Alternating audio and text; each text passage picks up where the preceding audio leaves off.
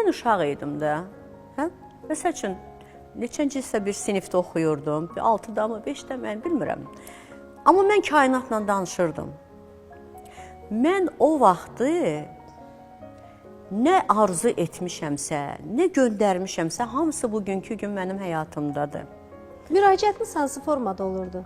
Müraciətim, mən özümlə danışırdım. O vaxtı yəni biz onu bilmirdik ki, deyim Allahım məni bunu elə və yaxud da ki, kainata üzümü tutum, nəsə deyim. Xeyr, yol gedirdim ya məktəbə, ya harasa gedəndə özümlə danışırdım. Mən belə olacam. Mən təsdiqlə danışırdım. Mən demirdim ki, məni belə elə, Allahım belə olsun filan. Xeyr, mən öz-özümə təsdiqlə deyirdim ki, mən böyüyəndə belə bir sənətkar olacam. Mən hörmətli olacam. Mən hər zaman gənc qalacam. Mənim gözəl ailəm olacaq, çoxlu evladlarım olacaq. Yəni, mən bunları təsdiqlə özümə belə güvənərək deyirdim. Amma illər ötdükcə, bəlkə də yadımdan çıxırdı, deyirdim də, hər zaman deyirdim.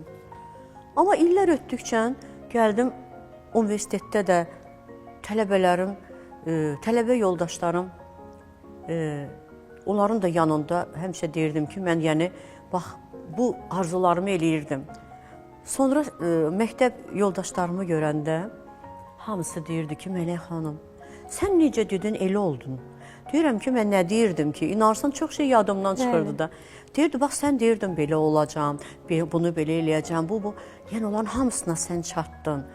Deməli, ona görə gərək heç zaman o dədələrimiz, nənələrimiz hər zaman nə deyiblər? Həmişə deyirdilər ki, pis fikir, pis niyyət eləmə, insanın iraq olsun, başına gələr. Həmişə gözəl söz danış, gözəl fikir söylə. Yəni, bunu biz hər zaman eşitmişik də.